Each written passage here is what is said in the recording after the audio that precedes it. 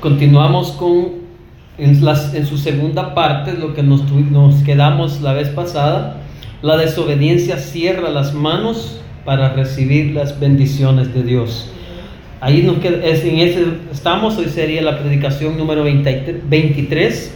En lo que es esta segunda parte, la obediencia cierra las manos para recibir la bendición de Dios. Y estamos en Deuteronomios 28. Estamos en el versículo 15 en adelante. Volvamos a la lectura para continuarnos exactamente donde nos quedamos. Dice la palabra del Señor, como está escrito, el poderoso nombre de nuestro Señor Jesucristo. Leemos en Deuteronomio 28, versículo 15. Pero acontecerá, si no oyeres la voz de Jehová tu Dios, para procurar cumplir todos sus mandamientos y sus estatutos que yo te intimo hoy, que vendrán sobre ti todas estas maldiciones y te alcanzarán. Comienza a enumerar: maldito serás en tu ciudad y maldito en el campo, maldita tu canasta y tu arteza de amasar, maldito el fruto de tu tierra, el fruto de tu vientre, el fruto de tu tierra, la cría de tus vacas y los rebaños de tus ovejas. Maldito serás en tu entrar y maldito en tu salir. Y Jehová enviará contra ti la maldición, quebranto y asombro en todo cuanto pusieres mano e hicieres, hasta que seas destruido y perezcas pronto a causa de la maldad de tus obras, por las cuales me habrás dejado. Jehová traerá sobre ti mortandad, hasta que te consuma de la tierra de la cual entras para tomar posesión de ella. Jehová te herirá de tisis, de fiebre, de inflamación y de ardor, con sequía, con calamidad repentina y con añublo, y te perseguirán hasta que perezcas. Amén. Quedamos hasta ahí por el momento con la lectura y vamos a continuar. Ahí nos quedamos la vez pasada, donde comentábamos que hoy en día nosotros muchas veces, de cualquier cosa que nos vaya mal, nosotros le echamos la culpa al diablo. Con todo lo que nos va mal en la vida, porque nosotros tenemos nos volvemos dualistas, por así decir. Hay una filosofía dualista, que en eso se refiere a que tenemos en el mundo hay dos reinos, hay dos seres, hay el Dios, el bien y el mal. Que el bien, por ejemplo, depende de nuestro Dios, que Él es bueno, y el mal depende del diablo, del reino de las tinieblas, del mal. Entonces, y eso ha influenciado en nosotros los cristianos. Cuando nosotros los cristianos algo nos va mal en la vida, nosotros decimos el diablo, el mal. No, hermanos. La Biblia, acá estamos viendo, estamos siempre con la serie Aprendiendo a Orar. Hemos visto ya, como le digo, 23 sermones con respecto a enfocados a esa serie Aprendiendo a Orar, para que nos corrijamos en los errores que caemos involuntariamente, como lo estuvimos viendo anteriormente, de las contradicciones que caemos al orar, porque no tenemos el conocimiento de la palabra del Señor y no razonamos sobre ella, y es por eso que involuntariamente nosotros caemos en contradicciones y en errores en nuestra mente a la hora de estar en oración y de vivir una vida del Evangelio. Pues eso es el propósito por el cual estamos viendo estos puntos, para que notemos, para que reflexionemos, para que nosotros meditemos y veamos y conozcamos que todo depende de Dios. Todo depende de Dios. Y el hecho en que alguien puede oír a la ligera de decir que todo depende de Dios, hasta el mal, se presta para una mala interpretación acerca del carácter o de los atributos de Dios. Cuando digo que todo depende de Dios, es que se puede decir hasta el mal depende de Dios. No depende de Dios. Sin embargo, Dios utiliza al enemigo, utiliza porque Él tiene el control de todas las cosas. Sin embargo, cuando nos vienen cosas adversas, cosas malas en la vida, muchas veces es por nuestra consecuencia. Bueno, lo que estamos viendo aquí es por consecuencia de la desobediencia del pueblo de Israel, porque estamos hablando con respecto al pueblo de Israel. Cuando no habían entrado a lo que es la tierra prometida, no habían atravesado el Jordán. Y estaban dándole Moisés esta palabra para las generaciones que iban a ingresar a la tierra prometida. Pero entonces, cuando nosotros en nuestra vida, en nuestro contexto, muchas veces nos salen cosas malas, nos salen las cosas mal, es porque no le echemos la culpa ni al diablo ni a Dios, sino que reflexionemos que nosotros hemos obrado mal, nosotros hemos sembrado mal, y la ley de la siembra y la cosecha, esa no la podemos obviar, no nos apartamos. Si hemos sembrado, como les decía la vez pasada, ¿qué estamos sembrando hoy para cosechar mañana? ¿Qué sembramos ayer para cosechar hoy? Y así, cuando nosotros tomamos a la ligera muchas cosas y hacemos a la ligera, al futuro salen los resultados de las cosas que al pasado tomamos a la ligera, y nosotros decimos el diablo o Dios tiene la culpa. No, de ninguna manera. Es porque no hemos actuado sabiamente. Es necesario que veamos estas dos partes. Una es porque no hemos actuado sabiamente. No nos hemos conducido sabiamente, no tomamos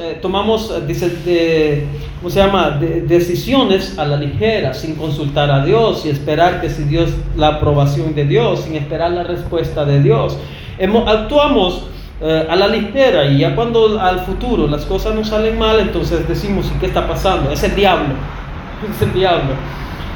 Y no es el diablo, tampoco Dios, sino que es el resultado de la siembra y la cosecha. Por ejemplo, como cuando la vez pasada aquí los hermanos estuvimos viendo, que cuando vamos un ejemplo sencillo, cuando llevamos un vehículo a un taller y no nos fijamos a qué taller lo vamos a llevar, si es de un buen mecánico responsable, con gran experiencia, o sea, que sepa trabajar, sino que solo lo que vamos a ver es que cobre barato.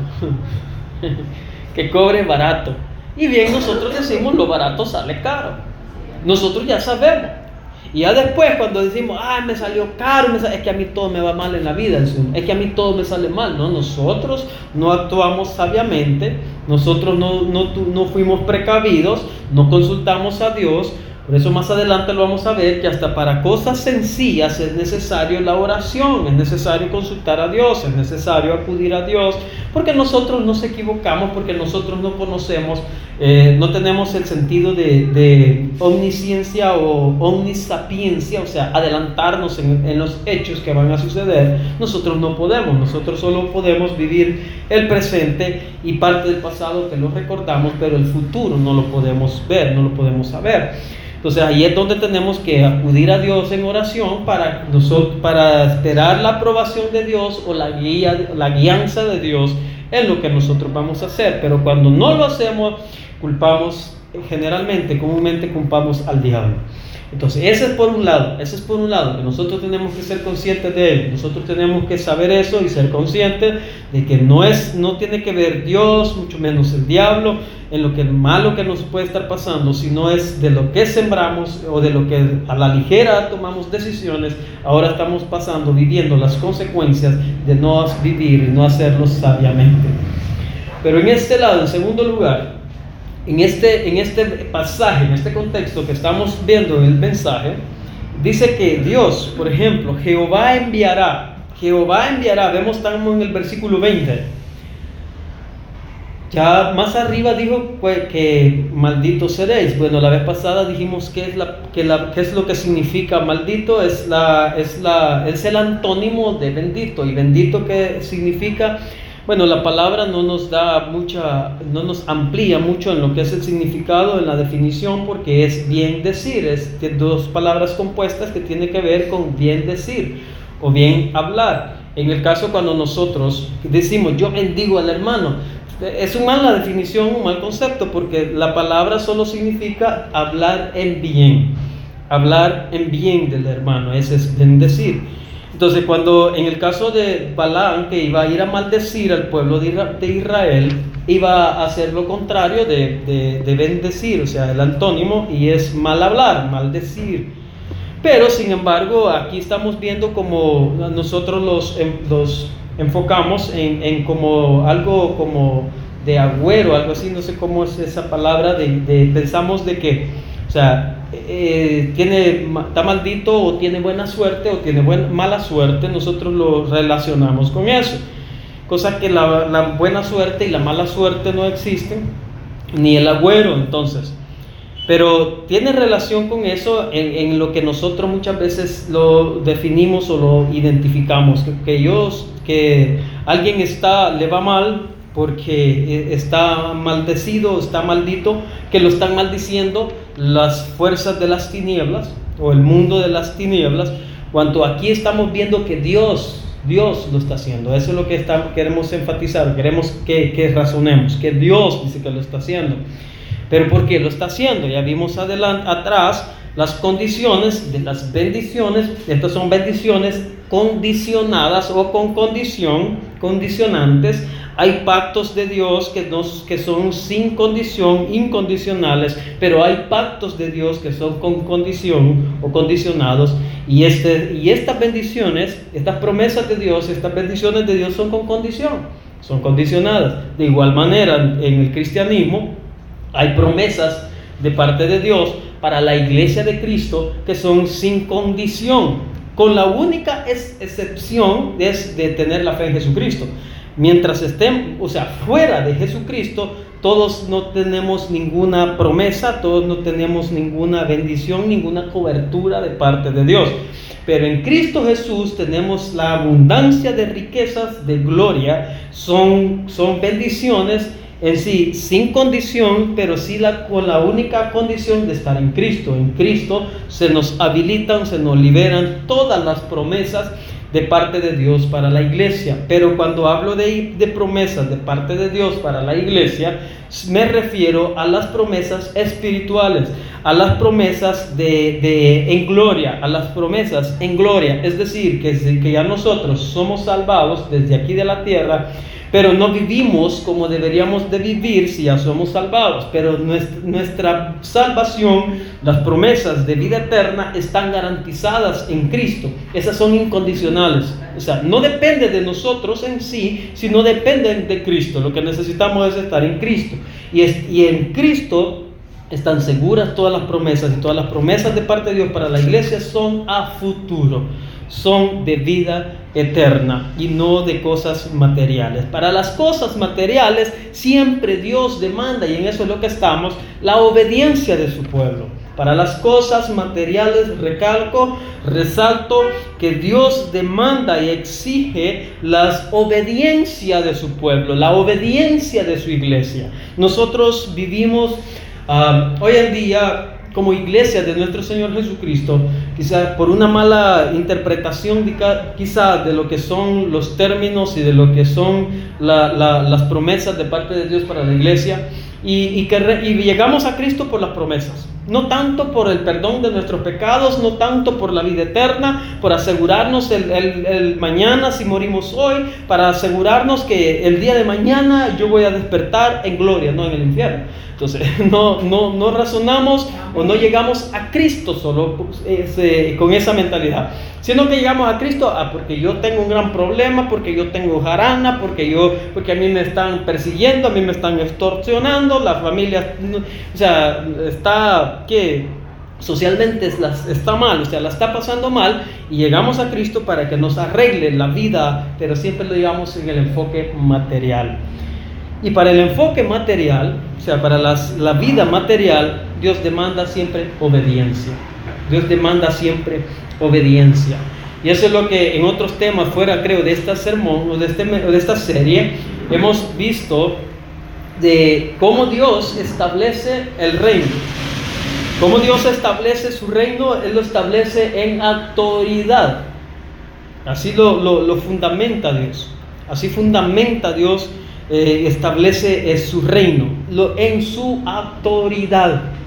Porque fue arriba de Dios y abajo de Dios no hay nadie superior, es decir, Él tiene toda la autoridad, está sobre, Él es el único. Entonces, y eso fue desde antes de la fundación del mundo, con su primer creación, por así decir, de angélica, de seres angelicales. Luego la segunda creación de lo que es lo que ahora nosotros palpamos, la creación que es del mundo físico. Pero en el mundo material, en el mundo espiritual, siempre Dios es que tiene autoridad. Y en el mundo espiritual, la autoridad de Dios no es violentada. Pero en el mundo físico, en el mundo terrenal, la voluntad de Dios es la menos respetada. La autoridad de Dios es la menos obedecida. Y comenzando por los hombres. Porque toda la creación, todo obedece a Dios. Le dijo Dios a la tierra: tierra produce espinos, produce abrojo, para que al hombre con el sudor de su frente le toque sacar su pan de la tierra. Y la tierra produce abrojos hasta el día de hoy, espinos. Y con dificultad los campesinos desiervan, peinan la tierra, pero a los días ya está otra vez. Cumple las reglas de Dios, cumple la autoridad de Dios, porque le digo, y así toda la creación. El mar le puso su límite, le digo: no vas a pasar de allí, y ahí está el mar continuamente en su límite y alaba a Dios. Pero a los hombres se les ha hecho imposible someterse a la autoridad de Dios. Entonces, ahora, para la iglesia de Cristo, ya como diríamos en términos salvadoreños, es el colmo. Para la iglesia de Cristo, que Cristo viene y nos compra con su sangre, nos redime con su sangre, con el sacrificio, y Jesucristo establece en la tierra, establece el reino de Dios, porque dijimos, el reino de Dios se fundamenta en su autoridad. Eso es desde antes de la fundación del mundo. Se fundamenta en su autoridad. El Jesús establece el reino de Dios en la tierra. Por eso cuando él vino a la tierra, él decía: el reino de Dios se ha acercado, el reino de los cielos está entre vosotros, porque él traía el reino de Dios. ¿Con qué lo fundamenta? ¿Con qué lo establece? Con su obediencia. Con su obediencia estableció el reino de Dios en la tierra. Ahora, lo que manda de la iglesia, lo que exige de la iglesia, aquella iglesia que somos lavadas, compradas a precio de sangre, demanda de nosotros obediencia. Demanda de nosotros. Por eso este pasaje, aunque su contexto es con el pueblo directamente de Israel, pero con una aplicación de igual modo, de igual significado a nosotros en este contexto, en nuestro tiempo, con una aplicación exacta, porque igualmente para la iglesia de Cristo está Dios demandando obediencia a su palabra. Y la vez pasada vimos un ejemplo de lo que era en el Nuevo Testamento, de lo que Dios demanda o manda o ordena para la iglesia de Cristo, para que andemos en vida nueva, para que andemos dando un buen testimonio, para que nos apartemos de los de las tinieblas, para que nos apartemos del mundo. Esas son las ordenanzas de Dios para la iglesia. Pero la verdad es que, o la pregunta sería: ¿lo hacemos? ¿Lo vivimos? ¿Vivimos el evangelio como debería de ser? ¿Lo tomamos tan en serio? ¿Somos responsables verdaderamente con lo que es el evangelio en nuestra conducta, en nuestra vida, en nuestro comportamiento? ¿Somos responsables? ¿Somos obedientes? ¿Somos conscientes? Nos proponemos nosotros como iglesia, estoy refiriéndome a la iglesia de Cristo en general, lo que son, nosotros somos miembros del cuerpo de Cristo, de la iglesia de Cristo. Nos proponemos nosotros a hacer la voluntad de Dios. Nos proponemos nosotros a obedecer su palabra. Nos proponemos nosotros, y esa es nuestra prioridad. Ese es nuestro deseo, ese es nuestro anhelo, el conocer cuál es la palabra de Dios, cuál es la voluntad de Dios para nosotros andar en ella y obedecerla. ¿Lo hacemos? Yo creo que no. Yo creo que no, o sea, así es de mal está la iglesia de Cristo en general hoy en día. Por eso esto se aplica a nosotros, de igual manera. Entonces, volvamos al 20, donde dice, y Jehová enviará, vea, Jehová enviará contra ti maldición. No es el diablo, hermanos, no es el diablo. Aunque el diablo es utilizado como un verdugo, un castigador, él es utilizado. Y por eso, fíjese que bien curioso, que la Biblia relata que después de la segunda venida de Cristo va a ser atado el diablo por 1000 años, el milenio. Y entonces va a ser atado por 1000 años. Al final de los 1000 años va a ser desatado. Pero cuando es atado el diablo, hay una batalla, hay una guerra, la guerra del Armagedón. En esa guerra del Armagedón se van al infierno, que lo estrenan el falso profeta y el anticristo. El diablo es atado, él es preso, no en sí, no es tirado al infierno, porque de ahí nadie sale ya. Entonces, sino que es apresado y es suelto después de 1000 años. ¿Para qué es suelto? O sea, muchos se cuestionan y dicen, bueno, ¿y por qué Dios lo va a soltar otra vez? ¿Y por qué no lo manda de un solo al infierno y ahí se acabó? No, lo va a soltar porque lo va a utilizar nuevamente para probar a las naciones que han nacido, que se han procreado desde la segunda venida de Cristo, todo el milenio, esa generación que nació y que han conocido a Jesús como Rey, como Señor, en cuerpo físico, podría decir, porque estamos hablando todavía de evento de la tierra, suceso de la tierra. El milenio será terrenal, es lo que los testigos de Jehová enfatizan, pero ellos lo han distorsionado.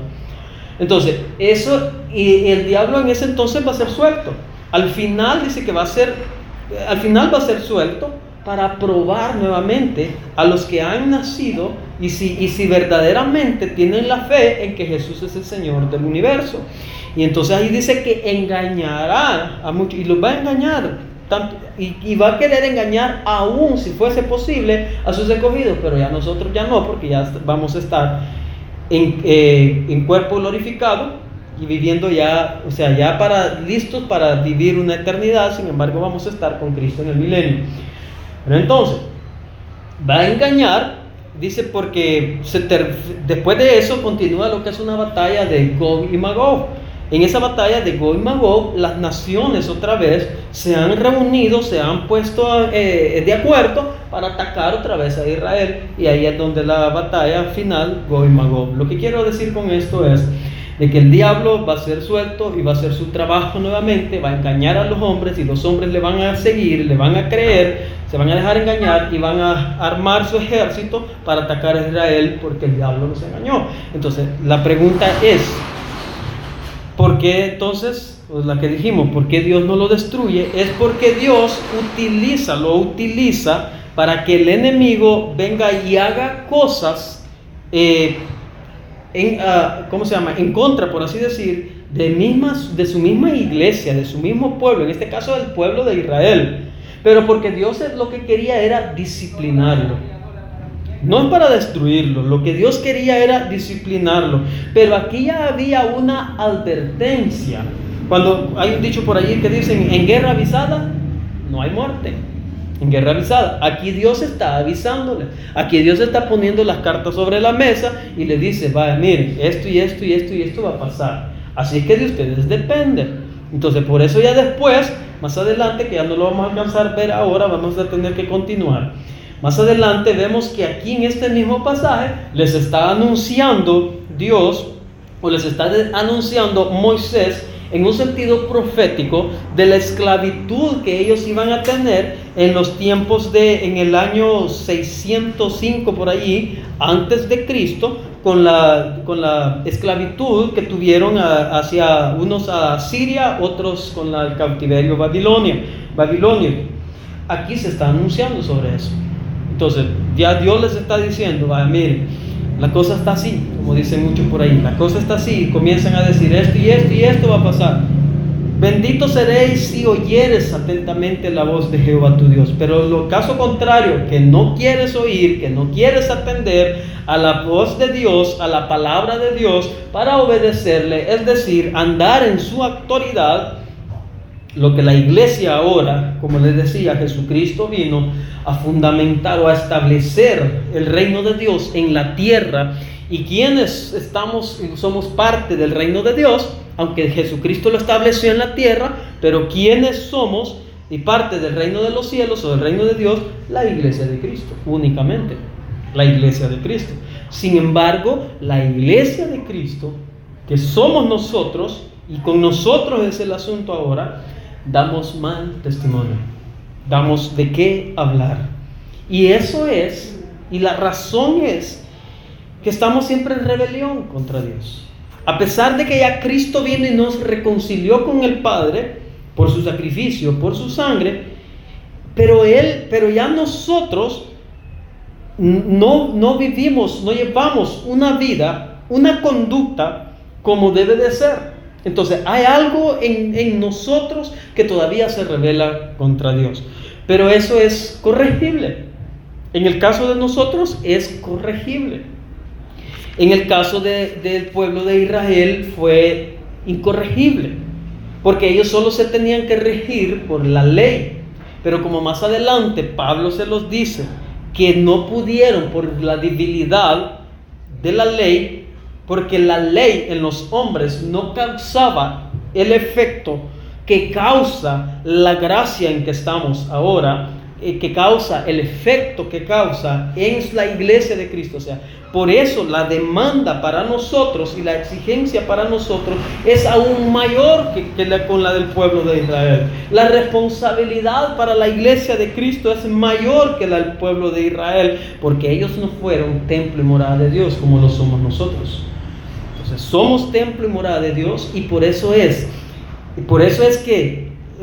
lo grave, por eso es lo trágico, por eso es el colmo, como le decía un rato, que la iglesia de Cristo no andemos verdaderamente en obediencia a Dios, teniendo el Espíritu Santo de Dios, teniendo el Espíritu Santo de Dios en nosotros, habiendo Jesús hecho la obra de deshacer la obra del diablo. ¿Cuál obra del diablo? Ya le he mencionado en otras ocasiones, la rebelión.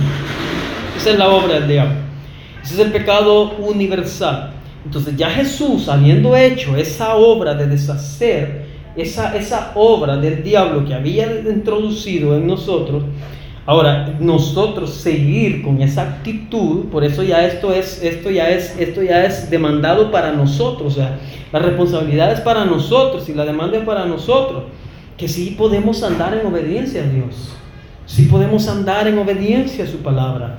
Pero como no es nuestro interés, nuestros intereses no son los intereses del reino de los cielos, no son los intereses de Dios. Como Jesús, su interés en la tierra era hacer la obra que Dios le había encomendado, ese era su prioridad, ese era su interés. Pero ahora la de nosotros no. Cuando digo nosotros es la iglesia de Cristo. Ahora la iglesia de Cristo no es ese su interés. Su interés es aquí la tierra, el aquí y el ahora, el vivir bien, el ser feliz, el que no tenga problemas, el que no tenga sufrimiento. Y los clavos de Cristo y el carácter de Cristo que tenemos que nosotros reflejar, que tenemos que forjar ese carácter de Cristo. ¿Qué hacemos con ello? ¿Qué trabajamos para ello? ¿Qué estamos trabajando? ¿En qué estamos trabajando? Con reflejar el carácter de Cristo.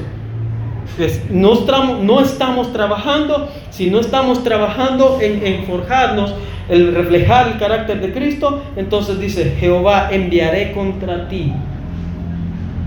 Enviaré contra ti. Y eso es lo que vivimos. Eso es lo que vivimos.